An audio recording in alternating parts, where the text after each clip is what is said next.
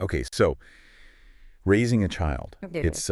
it's got to be one of the most profound things, right? And let's be real, pretty overwhelming a lot of the time. Absolutely. Yeah. It's more than just, guiding them day to day. It feels like you're actually shaping a mind. That's it. Exactly. And what if we could tackle this huge task, not just with the usual parenting books, but using some timeless wisdom, ideas from some really fascinating, maybe unexpected thinkers. Right. That's what we're trying in this deep dive, to pull out some really powerful practical knowledge that, goes beyond the standard advice. This isn't just about like childcare tips. It's much more fundamental, mind-building, like you said. And to help us figure this out, we're sort of weaving together ideas from a really interesting group. We've got Naval Ravikant, the entrepreneur. Right. David Deutsch, the physicist and philosopher. Yeah. Matt Ridley on evolution and optimism. Ah, okay. And even Marcus Aurelius, the Roman emperor and Stoic philosopher. Wow, okay. That is a diverse group. It is. But their insights, when you put them together, offer this really robust framework. It's about cultivating knowledge, sure, but also optimism, resilience, strong character, the whole package for the next generation. Okay, let's unpack this then. The first big idea you mentioned, fostering a deep love for knowledge. How do we even start with that, especially with younger kids? Do you simplify things or? Well, it really boils down to sparking that relentless curiosity first. David Deutsch has this really powerful idea. He says the world is fundamentally comprehensible. Comprehensible, okay. Yeah, and progress, real understanding, comes from finding what he calls good explanations. Good explanation. Not just facts. Exactly, not just memorizing facts. A good explanation is like a deep, coherent story that explains why things are the way they are. It has reach. So our job isn't just to give kids the answers. It's more about guiding them to be little detectives, asking the right kinds of questions. Giving them the tools to investigate. Yes. And to critically look at the ideas they find, which naturally leads you to focus on rationality, on critical thinking. Like Charlie Munger's idea about mental models. Precisely. Munger suggests exposing them to lots of different mental models, different ways of thinking about problems so they don't get stuck in one rut. It helps them see how the world works from multiple angles and, crucially, make better decisions. That focus on good explanations over just facts, that really shifts the perspective on learning. But then, okay, how do we make sure this isn't just a school thing? How does it become like a lifelong habit? Well, Deutsch again, he argues that progress is, in principle, unbounded. There's no limit. Right. Because progress depends on us constantly creating new knowledge. It doesn't stop when you graduate. So learning never really ends. Never. And Naval Ravikant talks about this too, doesn't he? Building judgment by reading constantly, reading widely, deeply. It reinforces this idea. Learning is a continuous journey, way beyond formal schooling. And I guess for you, the listener, embracing this kind of mindset isn't just about your kids.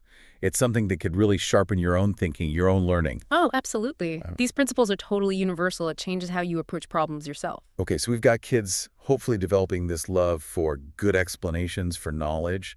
But the world throws curveballs, right? How do we build their resilience, their optimism? That seems vital. It absolutely is. And this is where Matt Ridley's work is so helpful. He talks about rational optimism. Rational optimism, not just wishful thinking. Exactly. It's grounded in looking at human history. Despite all the problems, the trend is towards progress, driven by innovation, by trade, by people solving problems together. So we need to teach kids to see problems not as, dead ends, but as opportunities for finding new explanations, new solutions. It's a powerful counter to pessimism. And what about when things do go wrong? Setbacks happen. They do. And that's where you build what Nassim Taleb calls anti-fragility. Not just being tough, but actually getting stronger from facing challenges. Growing from the difficulty. Yes. And Marcus Aurelius, the Stoic, had this incredible line. What impedes the action advances the action. What stands in the way becomes the way. Wow. Say that again? What impedes the action advances the action. What stands in the way becomes the way. It's about reframing obstacles as part of the path forward, building that inner strength, that calm mind. So connecting this back to their future. Yeah. What does all this mean for their sense of control, their agency? Well, Deutsch puts it very starkly. He says the future depends entirely on what we think and do. It's not predetermined. It's not luck. That's a heavy responsibility, but also incredibly empowering. Totally empowering. It helps kids understand that they can shape their future, their choices, their actions. They actually matter. They can contribute to making things better. And that principle, that the future depends on our thoughts and actions, that's huge for a kid to grasp. Yeah. But I imagine for you listening, it's also a powerful way to look at your own life, your own challenges. It puts you back in the driver's seat. Absolutely. It shifts your focus from just reacting to circumstances to proactively shaping your path. It's a game changer for anyone, really. Okay, so building on that agency, that sense they can shape things, how do we cultivate actual self-reliance? And, importantly, strong judgment. It can't just be about telling them what to believe or do. No, definitely not. It comes down to ownership. Naval Ravikant talks a lot about personal leverage, about owning your outcomes to build a fulfilling life. Right, taking responsibility. And that applies to thinking, too. Self-ownership means independent thought. So practically, we need to give kids age-appropriate chances to make their own decisions. And let them face the consequences, even if they mess up. Yes, within reason, of course. Experiencing those natural consequences, good or bad, is how they develop responsibility. It's how they learn to trust their own judgment over time. Naval also says judgment is more important than just working hard. Which, makes sense. But how do you teach that without sounding like you're dismissing effort? Kids might just look for shortcuts. That's a really important balance to strike. Judgment isn't magic, it's cultivated. Right. Through wide reading, like we said, through diverse experiences, through reflecting critically on those experiences. It's about the quality and direction of the effort, guided by good judgment, not just brute force work. Okay. And judgment isn't only about individual decisions. Matt Ridley's work is key here, too. He shows how human progress, our prosperity, comes from cooperation. Ah, right. Trade, specialization. Exactly. The exchange of ideas, of goods and services. So we also need to teach the value of collaboration, how working together, leveraging each other's strengths, how those mutually beneficial interactions are what really drive progress for everyone. Good judgment includes knowing how and when to cooperate effectively. That interplay between, sharp individual judgment and effective collaboration, that feels incredibly relevant, not just for kids, but for our own work or communities. Totally. It's fundamental to how healthy societies and successful ventures actually function. Okay, we've covered knowledge, optimism, judgment, amazing building blocks. But what about the inner life? Finding peace, having a moral compass, especially when the world feels, frankly, chaotic sometimes. That sounds like where Marcus Aurelius really comes in. Yes, absolutely. His core teaching, the heart of Stoicism, is incredibly practical, even now.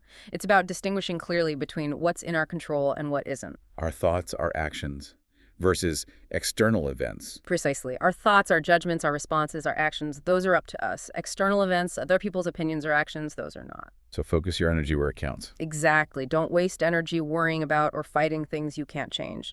Direct it solely towards what you can control. That's the path to tranquility, to inner peace. Easier said than done, maybe? Oh, for sure. It requires practice, self-awareness, discipline. It links back to what Naval suggests, too, like observing your anger without letting it consume you. Ah, that's a Stoic idea, too. Emotional regulation. Very much so. Recognizing the emotion, understanding it, but choosing a rational response instead of being swept away by it. So how does this ancient philosophy actually play out day to day in family life? It means striving to live according to reason, to virtue, valuing truth, honesty, kindness in how you interact with others.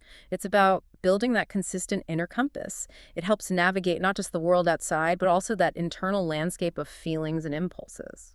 It's pretty amazing, isn't it, how these 2,000-year-old ideas from Aurelius still offer such solid, practical advice for finding calm and clarity today. They really do. They tap into something fundamental about the human condition. Times change, technology changes, but our basic internal struggles, maybe not so much. So wrapping this up, this whole deep dive, our goal was really about exploring how we might guide kids to become, sovereign individuals, people who can think clearly, navigate complexity, create value, find happiness. And contribute positively, be a part of their ongoing story of human progress. Yeah, equipping them with maybe mental software is a way to put it. Mental software for lifelong clarity and freedom.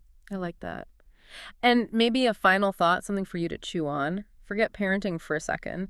How could applying these same principles, really cultivating this love for knowledge, this rational optimism, this self-reliance and judgment, this inner peace, how could that reshape your understanding of your own potential, your own contribution to things, no matter what your role is, where you are in life?